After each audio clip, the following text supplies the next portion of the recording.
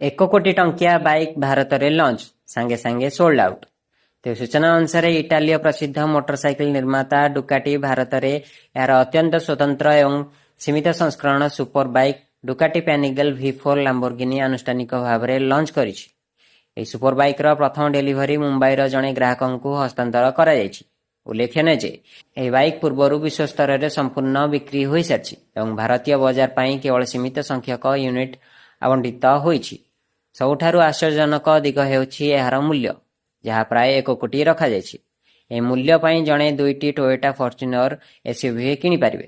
ଏହି ମୋଟରସାଇକେଲ ଡୁକାଟି ଏବଂ ଲାମ୍ବୋର୍ଗିନି ମଧ୍ୟରେ ସହଭାଗିତା ମାଧ୍ୟମରେ ବିକଶିତ ହୋଇଥିଲା। ଏହା ଉଭୟଙ୍କ ମଧ୍ୟରେ ତୃତୀୟ ସହଯୋଗୀ ପ୍ରକଳ୍ପ। ଏହା ପୂର୍ବରୁ 2ଟି କମ୍ପାନୀ ଡାଇଭେଲ 1260 ଲାମ୍ବୋର୍ଗିନି ଏବଂ ଷ୍ଟ୍ରିଟ୍ ଫାଇଟର V4 ଲାମ୍ବୋର୍ଗିନି ଭଳି ସ୍ୱତନ୍ତ୍ର ମଡେଲ ଲଞ୍ଚ କରିସାରିଛନ୍ତି।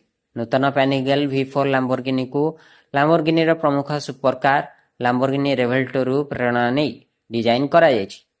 କମ୍ପାନୀ ଅନୁଯାୟୀ ଏହି ମୋଟରସାଇକେଲ ଉନ୍ନତ ପ୍ରଯୁକ୍ତିବିଦ୍ୟା, ଅସାଧାରଣ କାର୍ଯ୍ୟଦକ୍ଷତା ଏବଂ ପ୍ରିମିୟର ଡିଜାଇନର ଏକ ଉତ୍କୃଷ୍ଟ ମିଶ୍ରଣକୁ ପ୍ରତିନିଧିତ୍ୱ କରେ।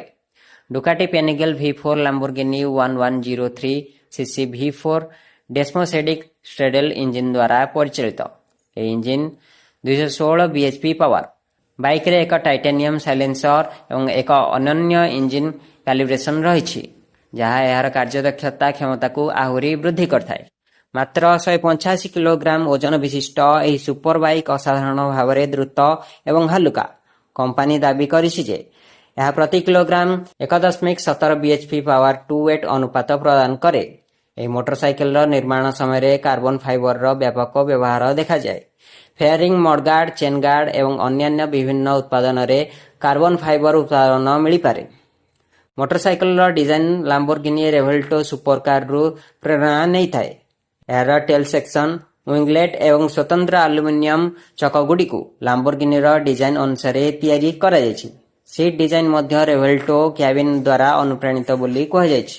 ବ୍ୟୁରୋ ରିପୋର୍ଟ, ନବୀକରଣ ଟିଭି।